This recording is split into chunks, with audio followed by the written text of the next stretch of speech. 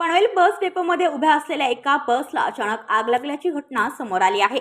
Short सर्किटमुळे ही आग लागल्याची प्राथमिक माहिती मिळत आहे। मुंबई ते रत्नागिरी मार्गावर धावणारी ही बस डेपोमध्ये उभी असताना बोनेट जवळून धूर निघू लागला आणि काही क्षणातच आगीने पेट घेतला। बसमध्ये काही प्रवासी उपस्थित होते, मात्र परिस्थितीचे गांभीर्य ओळखून चालकाने तात्काळ सर्व प्रवाशांना सुरक्षित बाहेर काढले। दूर दिसताच चालकाने प्रसंगावधान राखत अग्निशमक यंत्राच्या सहाय्याने आगीवर फवारणी केली, त्यामुळे मोठा अनर्थ टळला। या घटनेत कोणतीही जीवितहानी झाल्याची माहिती नाही। दरम्यान शॉर्ट सर्किटमुळेच आग लागल्याचा प्राथमिक अंदाज व्यक्त करण्यात येत असून अधिक तपास सुरू आहे। ब्युरो रिपोर्ट पनवेल वार्ता न्यूज।